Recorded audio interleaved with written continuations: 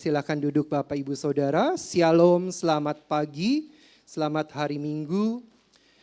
Saya percaya setiap kita semua dalam keadaan luar biasa, amin. Boleh katakan kanan kiri saudara, kamu keren sekali pagi hari ini, amin.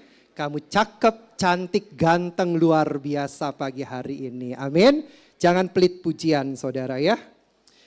Baik Bapak Ibu Saudara, pagi hari ini kita akan dituntun oleh firman Tuhan di minggu yang kedua dengan tema suka menolong sesama.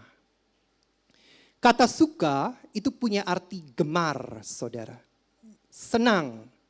Kalau saudara suka makanan, berarti saudara gemar dengan makanan itu.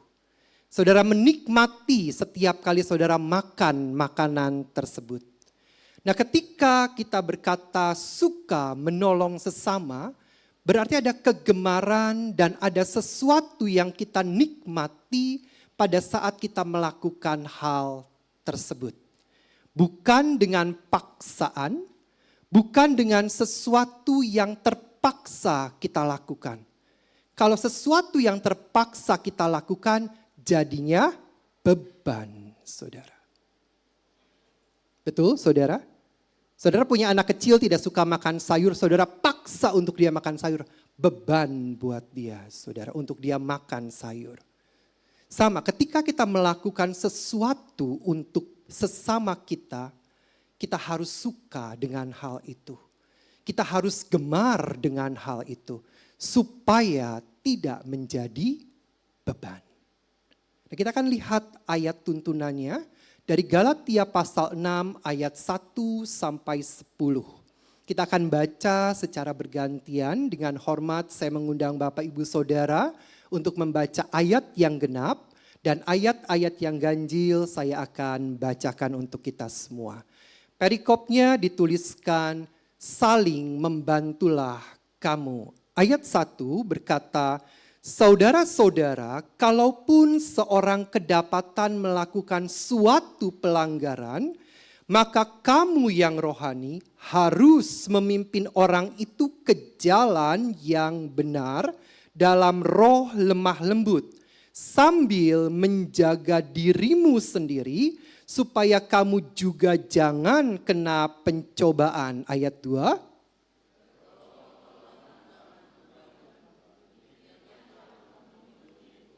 Ayat 3, sebab kalau seorang menyangka bahwa ia berarti padahal ia sama sekali tidak berarti, ia menipu dirinya sendiri.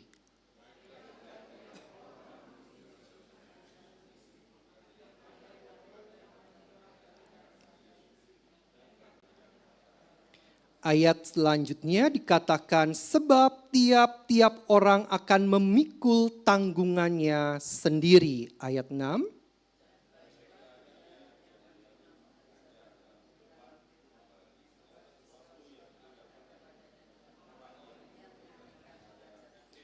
Jangan sesat, ayat 7, Allah tidak membiarkan dirinya dipermainkan. Karena apa yang ditabur orang, itu juga yang akan dituainya.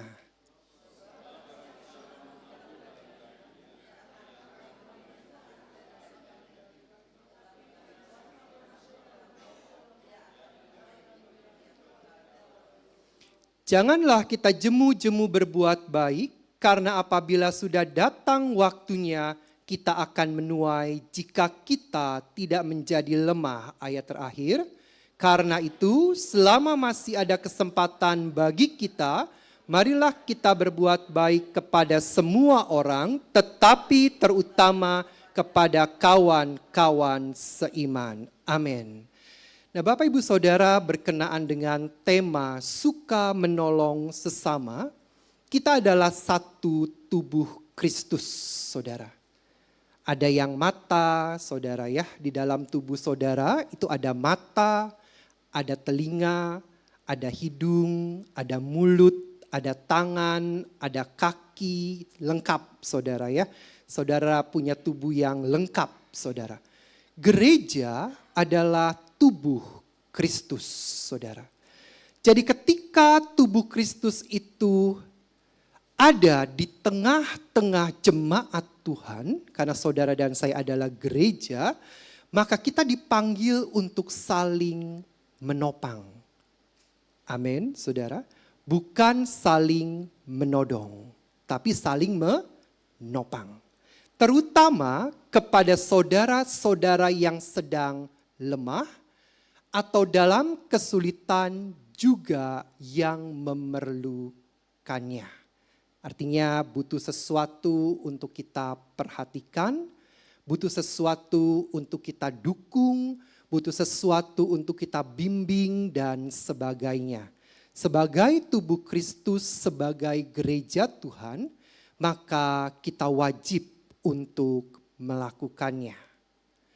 Kepada siapakah pertolongan kita tujukan kalau kita melihat Galatia pasal 6 ayat 1 sampai 10 tadi, saudara. Poin pertama kita akan lihat, kita akan menolong orang-orang yang hidupnya tidak tertib. Mereka yang suka melanggar, saudara. Ada orang-orang yang hidupnya tuh senang dengan pelanggaran-pelanggaran. Entah karena cari perhatian, saudara. Entah karena ketidakmengertian, saudara. Tapi seharusnya, saudara, kalau kita sudah dewasa secara usia, kita pasti tahu mana yang wajib, mana yang boleh, mana yang tidak boleh kita lakukan. Menolong orang yang melanggar, menolong mereka yang melanggar, ayat 1 dari pasal 6 kitab Galatia tadi, itu kita harus menegur, saudara. Ayat 1 dituliskan kita harus menegur saudara yang jatuh dalam perbuatan dosa. Atau mereka yang hidup dengan tidak tertib, saudara. Ya, kita perlu tegur. Karena kita sebagai tubuh Kristus. Kita tidak berkata terserah kamu mau salah, ya salah seterusnya. Yang penting saya mah benar. Tidak, saudara. Kalau anggota tubuh kita ada yang sakit, gigi itu sakit, kepala juga merasakan sakit. Makan tidak enak. Semua merasakan tidak enak. Itu tubuh, saudara. Sebagai tubuh Kristus, ketika kita melihat seseorang dalam pelanggaran, kalau tidak kita tegur, itu salah kita. Memang ini dilematik, saudara ya.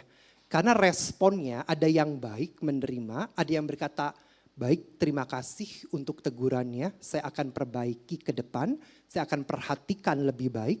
Tapi ada yang responnya, siapa kamu tegur-tegur saya?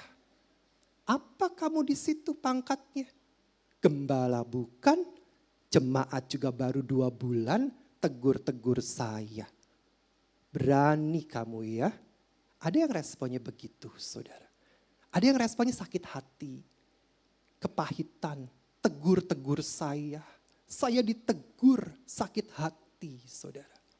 Tergantung, saudara ya. Respon itu tergantung dari seberapa dalam pengenalan kita akan Tuhan sebetulnya. Kalau kita semakin dalam dengan Tuhan Yesus, maka respon yang akan dikeluarkan pun semakin baik, saudara. Pada saat kita menegur, saudara, itu jangan sampai terjadi yang namanya tuduhan. Penghakiman. Nah ini, karena kadang gini, dari menegur tuh udah mulai mengarah ke penghakiman. Nah ini yang kadang tidak bisa diterima, saudara. Ya, jadi kalau menegur istri, menegur suami, ya jangan dihakimi, saudara. Ditegur saja, ini kamu salah ya, tolong diperbaiki kesalahannya. Terserah mau diterima mau tidak, ya terserah. Yang penting sudah ditegur. Nanti kalau sampai terjadi sesuatu, ya sudah, saya kan sudah menegur. Kamu tidak mau dengar teguran saya. Jadi kita nggak salah. Daripada kamu tahu saya salah nggak ngomong gitu kan. Salah lagi, kita tambah salah, saudara. Ya kita sudah tegur, yang penting baik-baik ketika kita menegur. Alkitab tuliskan dengan roh yang lemah lembut. Tapi perhatikan baik saudara, ada caranya saudara kita menegur. Ada etikanya kita menegur. Dan Alkitab tuliskan itu saudara. Alkitab itu luar biasa. Perkara gini aja nih Tuhan sampai pikirkan luar biasa sedemikian rupa. Supaya kita tidak salah saudara. Mari buka ayatnya. Matius 18 ayat 15 sampai 17. Ini etikanya saudara ya, caranya saudara. Ayat 15 dikatakan, apabila saudaramu berbuat dosa, tegurlah, bukan hakimilah. Tegurlah dia di bawah 4 mata. Jadi hanya berdua. Kalau pakai kacamata berdelapan. Ya. Kalau nggak pakai kacamata salah satunya berenam. Jadi berdua saudara. Jangan bawa orang lain. Karena kadang gini, ketika kita menegur, saya dengar, tegurnya baik-baik ya saudara ya, enggak, kamu begini. Enggak saudara ya, jangan dituding-tuding, kan saudara paling gak suka dituding-tuding, tepak tangannya biasanya kan. Jadi kalau ditegur jangan sambil nuding, tegur baik-baik.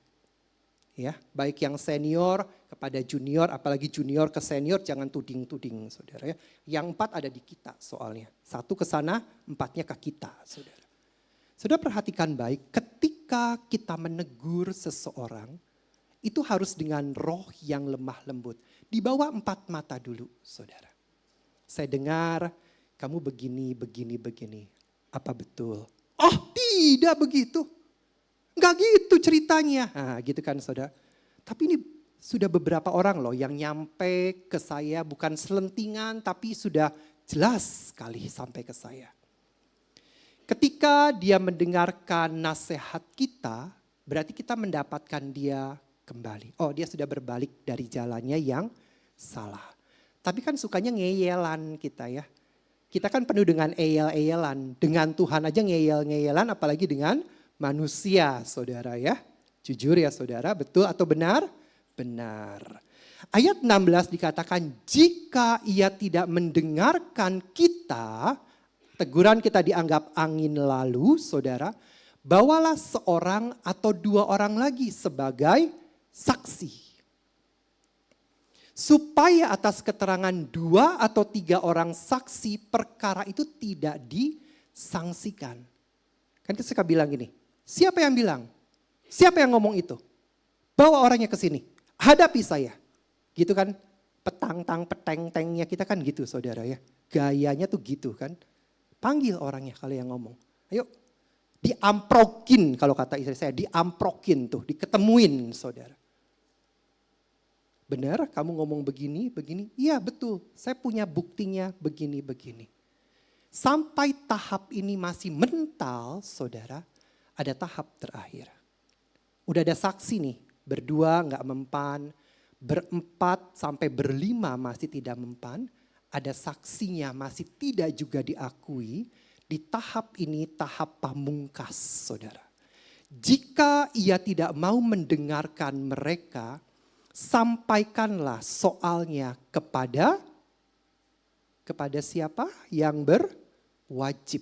Betul? Kepada siapa saudara ayatnya berkata? Iya, berarti diumumkan saudara.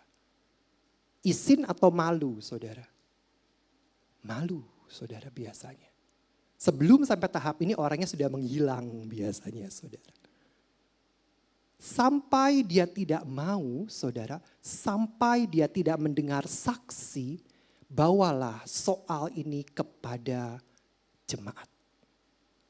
Di hadapan jemaat.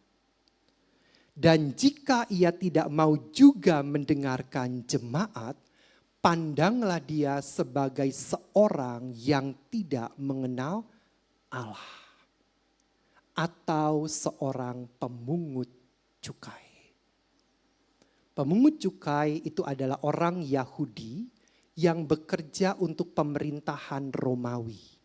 Dan dia dibenci sekali karena dia suka menarik pajak seenak-enaknya, saudara. Pandanglah dia sebagai orang yang tidak mengenal Allah atau seorang pemungut cukai.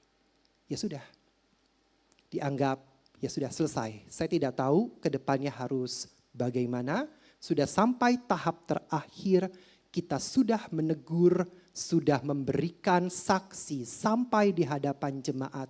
Dia toh tidak mau bertobat, yang penting kita tidak salah, saudara. Jadi roh yang lemah lembut itu bukan dengan, oh ya sudah nggak apa-apa. Sudah ya, nanti kalau begini lagi tolong diperhatikan. Dia berbuat begitu lagi, oh ya sudah nggak apa-apa. Terus nggak apa-apa, ya nggak ada kapoknya saudara. Orang itu justru jatuh ke dalam dosa yang lebih dalam lagi. Nah mari perhatikan baik saudara, sebagai tubuh Kristus saudara, kita wajib untuk menegur saudara. Menegur bukan menghakimi, apalagi mengintimidasi saudara. Ya. Menegur itu adalah sebuah tindakan menasihati saudara. Dengan kasih untuk membantu seseorang yang melakukan kesalahan menyadari akan kesalahannya dan dia bertobat. Itu harapannya saudara. Kalau kita menegur. Bedanya saudara, kalau menghakimi saudara, itu suatu hal yang kita lakukan menilai orang saudara. Menilai orang dan menyalahkan orang. Bahasanya tuh kalau di Matius 7, janganlah kamu menghakimi supaya kamu tidak dihakimi. Jadi kalau kita katakan janganlah kamu menuduh supaya kamu tidak dituduh. Kalau sudah ada buktinya bukan menghakimi saudara ya. Kita mau menegur, kita mau meluruskan. Tapi kalau belum ada bukti saudara, nah itu baru kita sebut dengan tuduhan atau penghakiman saudara. Nah menghakimi ini kita menilai atau menyalahkan orang lain. Bahkan seringkali dengan sikap merendahkan dan tanpa kasih. Itu menghakimi. Yang lebih mengerikan lagi itu mengintimidasi saudara.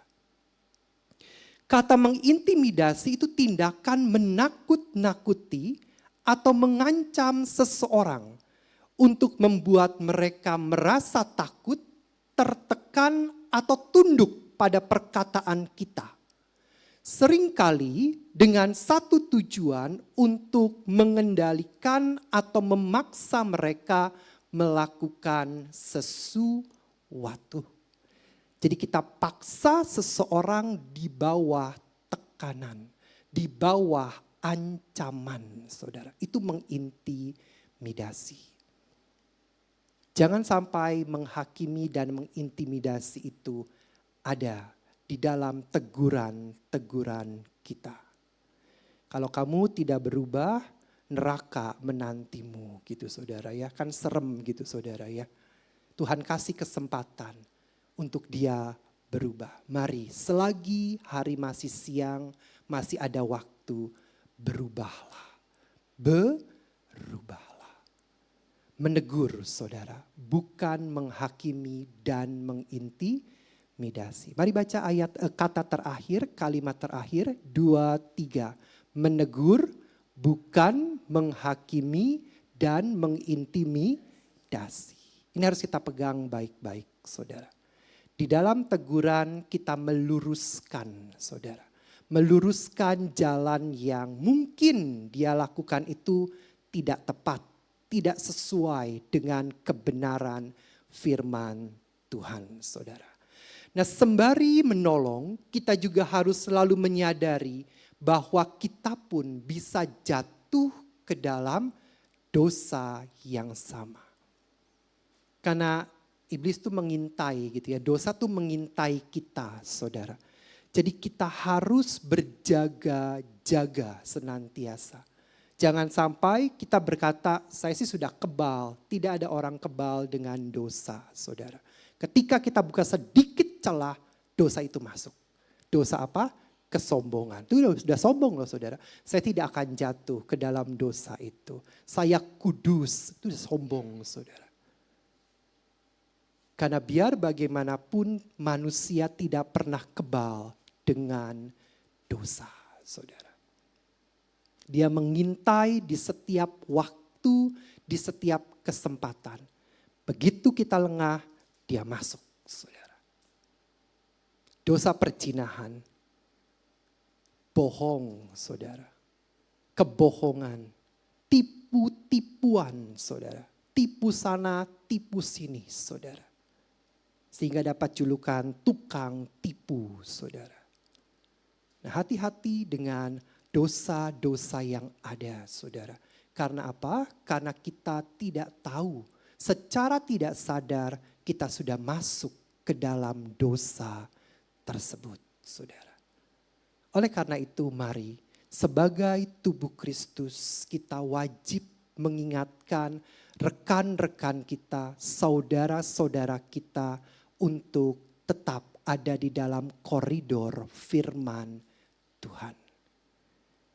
Bukankah kita sebagai penjaga saudara kita? Amin, saudara. Kalau kita sebagai penjaga saudara, kita tahu apa yang harus kita lakukan dan kita kerjakan, saudara. Tujuan kita untuk menegur itu adalah memulihkan dan bukan mempermalukan saudara yang jatuh. Pastikan bahwa mereka yang kita tolong memiliki rasa aman dan kepercayaan kepada kita. Nah, ini kadang yang sulit. Namanya mulut tuh saudara ya. Lambe itu saudara. Lambe turah gitu saudara ya. Itu tuh kadang tuh susah loh saudara, jujur. Ya, sulit untuk kita tuh, kamu jangan ngomong siapa-siapa ya. Kalau si itu tuh, si Anu begini-begini. Oh iya, iya. Tapi kamu jangan ngomong siapa-siapa. Bener ya? 2 orang udah tahu. Saya dengan dia, 2. Dia ngomong nih di komunitas, kamu kenalkan sama si Anu. Emang kenapa si Anu? Ini jangan ngomong siapa-siapa ya, di antara kita berdua. Oke. Apa yang terjadi? Itu si Anu tuh begini. Oh iya? Iya. Dia cerita sama suaminya. Pak, tahu nggak? Dia pikir suaminya bisa jaga tuh rahasia. Dia cerita sama teman kantornya. Yang tahu bukan satu komunitas, satu kota, saudara. Dia tahu. Karena awalnya jangan ngomong siapa. Itu kan kata Pamungkas tuh saudara ya. Kalau kita mau cerita seseorang, jangan ngomong siapa. Gak bisa saudara. Kita harus punya komitmen untuk menjaga rahasia hidup seseorang. Di mana orang itu sudah percaya dengan kita. Amin. Kita harus menjadi seorang yang bisa menjaga rahasia iman saudara kita. Jangan diumbar-umbar saudara. Maaf kata nih, maaf sekali ya. Para wanita nih kalau emosi tuh begitu saudara ya. Dikeluarkan semua para wanita. Mungkin kalau pria agak lebih bisa menahan saudara ya. Kalau wanita tuh dikeluarkan semua. Ketika dikeluarkan hati-hati saudara. Kita harus waspada dengan perkataan kita. Sekali orang tidak percaya seumur hidup kita sulit untuk dipercaya saudara. Pastikan orang itu percaya dengan kita dan dia menaruh trust-nya kepada kita. Untuk kita menolong orang bukan kita mempermalukan dia, saudara. Amin, saudara. Itulah saudara, kita harus menjadi seorang penolong bagi orang-orang yang hidupnya tidak tertib. Yang hidupnya melanggar aturan, saudara. Ingat, dengan teguran bukan dengan penghakiman, apalagi dengan intimidasi. Poin yang kedua, saudara, menolong yang berbeban. Galatia 6 ayat yang kedua berkata, bertolong-tolonganlah kamu menanggung bebanmu Dengan demikian kamu memenuhi hukum Kristus. Nah Bapak Ibu Saudara perhatikan baik. Bertolong-tolonganlah menanggung beban itu bukan mengambil alih beban seseorang ke pundak kita. Bukan saudara. Perhatikan baik ayatnya saudara. Ayat 2 dikatakan bertolong-tolonganlah menanggung bebanmu. Demikianlah kamu memenuhi hukum Kristus. Ayat 3, sebab kalau seseorang menyangka bahwa ia berarti padahal ia sama sekali tidak berarti, ia menipu dirinya sendiri. Ayat 4, baiklah tiap-tiap orang menguji pekerjaannya sendiri, maka ia boleh bermegah melihat keadaannya sendiri dan bukan melihat keadaan orang lain. Ayat 5, sebab tiap-tiap orang akan memikul tanggungannya sendiri. Jadi bertolong-tolonganlah, jangan punya persepsi beban saya di take over, diambil alih oleh orang lain. Bukan seperti itu saudara. Karena ayat 5 berkata, sebab tiap-tiap orang akan memikul tanggungannya sendiri. Saudara dan saya punya beban masing-masing. Nah maksud ayat ini saudara, beban itu bersifat pribadi dan kekal sebenarnya. Jadi kata beban itu memiliki arti beban yang bersifat pribadi dan kekal. Setiap kita, saudara dan saya memiliki kewajiban tertentu yang menjadi tanggung jawab kita sendiri. Karena kalau kita take over beban orang lain, yang ada kita yang jadi double bebannya. Kita sudah punya beban sendiri, kita pikul beban orang lain. Nanti yang muncul itu adalah persungutan saudara. Kenapa? Bukan itu ayatnya tidak berbicara seperti itu. Kita punya beban masing-masing, itu Tuhan kasih saudara. Tuhan telah memberikan tanggung jawab atas hidup kita untuk keluarga, gereja, dan kekudusan pribadi kita. Sebab ayat 4 berkata, baiklah tiap-tiap orang menguji pekerjaannya sendiri. Maka ia boleh bermegah melihat keadaannya sendiri dan bukan melihat keadaan orang lain. Urusannya sendiri-sendiri, bebannya juga sendiri-sendiri, saudara. Hanya kita tidak dapat memikul tanggung jawab orang lain atas perilakunya, tapi nah ini saudara, kita dapat menanggung beban-beban lain di mana kita dapat mendampingi saudara. Sifatnya pendampingan saudara. Atau orang yang sedang bergumul, saudara yang sedang bergumul dalam sesuatu, kita berikan dukungan doa, kita kuatkan hatinya, kita kuatkan imannya saudara. Supaya dalam hal ini saudara, setiap mereka bergantung hanya kepada Tuhan, tidak kepada manusia. Ayatnya berkata, terkutuklah mereka yang mengandalkan manusia. Jadi tetap kita mendampingi saudara. Butuh pendampingan, oke, kita bimbing saudara. Kita berikan pengertian, kita berikan nasihat, kita berikan teguran. Tapi sekali lagi bukan mengambil alih beban orang lain ke hidup kita. Jangan jadi pahlawan, kita bukan pahlawan saudara. Ya, jadi jangan sampai yang muncul itu persungutan gara-gara dia, gara-gara kamu. Akhirnya begitu saudara. Karena kita salah mempersepsikan ayat ini. Tiap orang punya pikulannya sendiri-sendiri. Lakukanlah itu dengan baik di hadapan Tuhan Yesus saudara. Untuk keluarga, untuk gereja, untuk bangsa, bahkan untuk kekudusan hidup pribadi kita masing-masing. Amin, saudara. Jadi sekali lagi kita menolong orang yang berbeban itu bertolong-tolongan, bukan mengambil alih. Jangan sampai salah dengan persepsi ayat ini.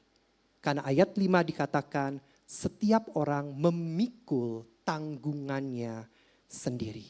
Contohnya apa? Ada di dalam Alkitab, saudara. Kisah para Rasul 11 ayat 27 sampai 30. Gereja di Antioquia itu adalah contoh dari orang-orang percaya yang saling memikul beban satu sama lain. Perhatikan kata saling memikul, berarti bukan sendiri, saudara.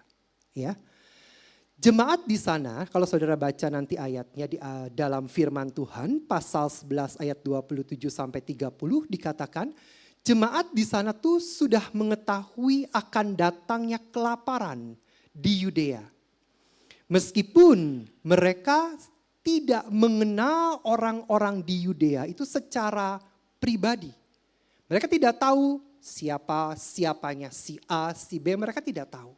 Tapi mereka tahu ada bencana kelaparan di Yudea. Dan gereja di Antioquia ini, mereka mengambil satu inisiatif untuk mengumpulkan dana, saudara. Mengumpulkan sumbangan untuk dikirimkan kepada mereka melalui para rasul yang berkeliling. Mereka lakukan, saudara. Ini bertolong-tolongan, saudara.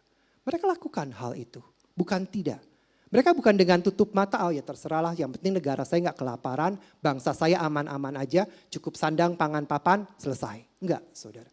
Mereka lakukan itu, mereka ambil bagian, ada tindakan di situ. Tapi perhatikan, gereja di Antioquia tidak bertanggung jawab atas penyediaan makanan secara keseluruhan. Tidak bertanggung jawab. Tetapi kemurahan hati mereka meringankan beban yang sedang mereka derita. Mari pahami ini dengan baik, saudara. Supaya kita tidak menjadi kecewa dengan gereja, saudara. Karena ketika kita tahu kita punya beban, berarti kita bergantung sepenuhnya hanya kepada Tuhan Yesus. Kita tidak bisa take over beban orang lain. Beban istri saya pun saya tidak bisa take over. Dia punya tanggungannya sendiri. Dia harus bertanggung jawab itu sendiri kepada Tuhan. Yang ada adalah kita bisa berikan dukungan secara moral, saudara. Amin, saudara. Jadi bertolong-tolonganlah itu adalah saling, saudara. Ya, katakan bersama saling. Ya, jangan sendiri. Kalau sendiri kita nggak kuat, saudara. Ya, makanya dikatakan bertolong-tolonganlah, saudara. Kita harus menyediakan waktu, telinga, dan bahkan tenaga untuk orang yang membutuhkan. Dengan saling membantu satu dengan yang lain, kita menggenapi hukum Kristus yang paling mendasar, yaitu kasih, saudara. Dasarnya harus ada kasih. Kalau tidak ada kasih dasarnya, ini akan, ya bisa saya katakan, sesaat, saudara. Ya, bisa jadi karena emosi pribadi, bisa karena maaf, pencitraan, saudara. Bisa karena ya daripada orang lain nanti bisa lihat saya gitu kan. Saya menolong, lihat wow luar biasa kamu begitu kan.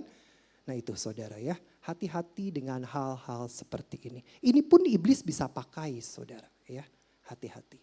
Ketika kita menolong seseorang bukan dari ketulusan hati dan kasih dari Tuhan, itu bisa diselewengkan akhirnya. Jadi nanti mencari nama gitu saudara. Lihat, nama saya yang akan disebut. Nama saya yang akan disebut. Nama saya. Fokusnya adalah saya, bukan Tuhan Yesus. Kita kan alatnya saudara. Dia adalah Tuhan kita.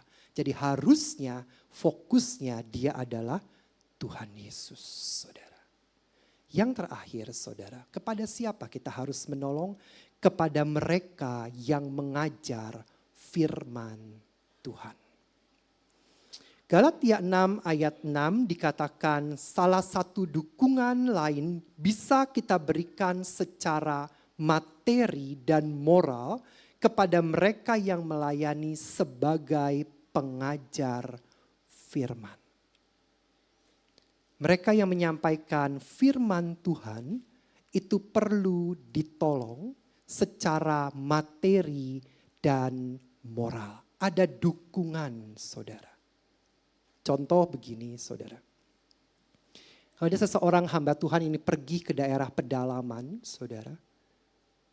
Kalau hati kita digerakkan, kita terbeban untuk memberkati pelayanan dia, saudara. Kita boleh dukung secara materi, saudara. Kita tidak bisa berangkat ke sana. Tapi berkat yang Tuhan taruh dalam hidup kita, itu memberkati hamba Tuhan ini untuk dia bisa sampai ke sana. Ada satu andil, ada satu bagian yang kita bisa tabur di dalam pekerjaan Tuhan. Pekerjaan Tuhan bukan untuk hidup dia pribadi, saudara. Bukan. Tapi pekerjaan Tuhan. Dia bisa berangkat melayani di sana dengan kecukupan, saudara. Kan gak lucu, saudara, ya, kalau naik perahu tengah-tengah perjalanan di tengah-tengah laut, terus mati kapalnya, dia tidak bisa melakukan apa-apa karena keterbatasan semuanya, kan gak lucu, saudara, ya. Terombang-ambing di tengah laut 2 minggu, hamba Tuhan mau melayani. Kalau kita punya dana yang memang Tuhan gerakkan untuk kita tabur, kita boleh lakukan itu. Tapi setidaknya doakanlah dia, saudara. Setidaknya doakanlah dia, saudara. Jangan dikatakan, nanti khotbahnya yang enak ya, biar dapat duit. Enggak begitu, saudara. Tapi doakan dia secara moral, berikan dukungan bagi dia. Kita harus menaruh penghormatan bagi para mereka yang dengan begitu tekun memberitakan pengajaran firman Tuhan. Kenapa? Yang mereka bagikan itu adalah kehidupan, saudara. Benih kehidupan yang mereka sampaikan. Bahkan bukan hanya kehidupan, sampai pada kekekalan, saudara. Itu yang mereka sampaikan. Oleh karena itu kita harus menolong mereka yang mengajar firman Tuhan. Galatia 6 ayat 6 tadi dikatakan, orang yang menerima, saudara dan saya, yang menerima pengajaran firman Tuhan, hendaklah membagi segala sesuatu yang baik dengan orang yang memberikan pengajaran itu. Ayat ini menekankan satu hubungan timbal balik antara pengajar firman Tuhan dan jemaat, di mana pengajaran yang baik seharusnya dibalas dengan dukungan agar dapat terus melayani dengan baik. Jangan dicibir, saudara, kasihan hamba Tuhannya, saudara. Begitu hamba Tuhannya turun, ngomong apa sih dia di mimbar? Gak enak khotbahnya, gue kagak ngerti. Jangan diundang lagi lah. Jangan dicibir, saudara. Ya, kenapa? Dia dengan susah payah menyiapkan firman, saudara. Mungkin dengan segala keterbatasan bahasa, kita perlu dukung dia, saudara. Jangan sampai kita mencibir orang yang sudah berbagi firman, saudara. Sebab yang dia sampaikan benih kehidupan menuju pada kekekalan hidup kita, saudara. Amin, saudara. Kita mau berubah paradigma kita hari ini, amin. Supaya kita bisa menerima siapapun yang mengajar firman Tuhan. Yang kita lihat bukan siapa yang menyampaikan, tapi apa yang disampaikan. Kalau itu kebenaran, kita harus terima, saudara. Tapi kalau itu salah, ya maaf, kita juga tidak bisa terima. Jemaat dan pengajar firman memiliki tanggung jawab bersama di dalam membangun tubuh Kristus. Menolong pengajar firman adalah manifestasi dari buah roh seperti kasih, kemurahan, dan kebaikan. Itu termanifestasi, saudara. Ketika kita mendukung dalam doa, dalam dana, ada kebaikan, kemurahan yang Tuhan nyatakan dalam hidup kita. Kita menjadi saluran berkat baginya dalam menyampaikan firman Tuhan. Ini adalah bentuk untuk menunjukkan kasih Kristus kepada mereka yang melayani. 1 Timotius 5 ayat 17, mari kita baca bersama, saya undang kita baca bersama, 2, 3. Penatua-penatua yang baik pimpinannya patutlah dihormati 2 kali lipat, terutama mereka yang bekerja keras dalam pemberitaan Injil dan pengajaran. Berapa kali lipat dihormati? 2 kali lipat.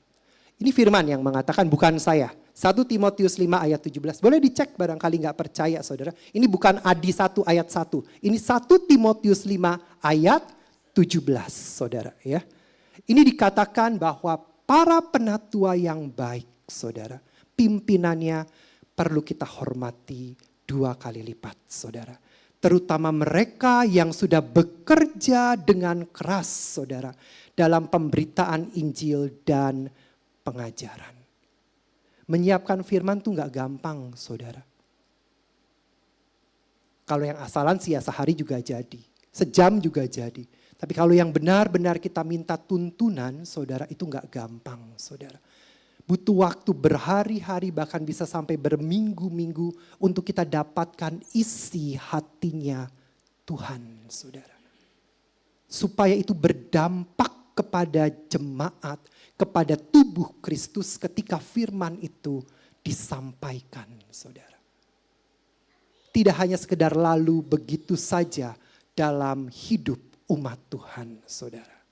Slide terakhir, kita menghargai pelayanan rohani yang mereka lakukan sebagai bagian penting dari pertumbuhan rohani jemaat. Kita memberkati para pelayan firman dengan motivasi agar Injil terus diberitakan dengan kuasa, saudara. Kalau nggak ada kuasa, tidak ada sesuatu yang bekerja. Kalau tidak ada pengurapan, tidak ada sesuatu yang bekerja.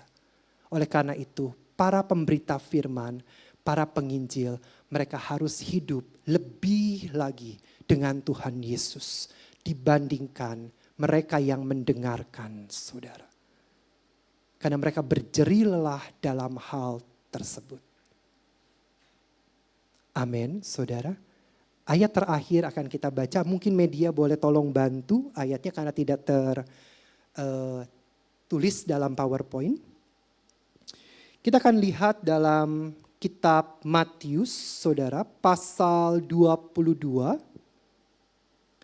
Ayat yang ke-35 sampai 37. Boleh tolong dibuka. Matius pasal 22 ayat 35 sampai 37. Sebentar saudara ya.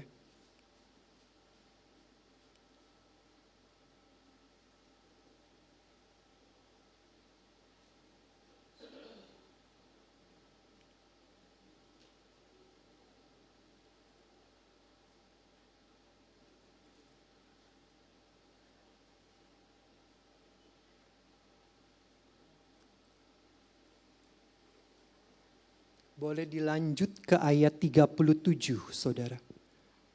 Ya, kita akan baca Matius 22 ayat 37 sampai 39, saudara. 2, 3, jawab Yesus kepadanya, kasihilah Tuhan Allahmu dengan segenap hatimu, dan dengan segenap jiwamu, dan dengan segenap akal budimu, ayat 38. Itulah hukum yang terutama dan yang pertama. Stop sebentar sampai sini. Dasarnya harus ini, saudara. Untuk kita menolong sesama, kita harus punya dasar ini. Kita mengasihi Tuhan Yesus terlebih dahulu. Mana itu? Yang vertikalnya lebih panjang, saudara ya. Jadi hubungan kita dengan Tuhan itu harus terlebih dahulu benar, saudara. Ayat berikutnya. Dan hukum yang kedua yang sama dengan itu berarti setara saudara ya. ialah kasihilah sesamamu. Nah, yang horizontalnya nih saudara, hubungan kita dengan sesama, kasihilah sesamamu manusia seperti dirimu sendiri. Ayat ini harus menjadi dasar kita ketika kita ingin menolong sesama kita. Tanpa kasih Tuhan, ini kembali akan menjadi beban dalam hidup kita. Tapi kalau kita tahu ayat ini, maka ini akan menjadi satu hal yang menyukakan hati kita. Kepedulian kita, berbaginya kita, pertolongan kita kepada orang-orang yang membutuhkan, itu akan menjadi sesuatu yang mendatangkan sukacita dan berkat dalam hidup kita. Amin. Mari kita bangkit berdiri. Saya undang tim musik, worship leader, dan singer.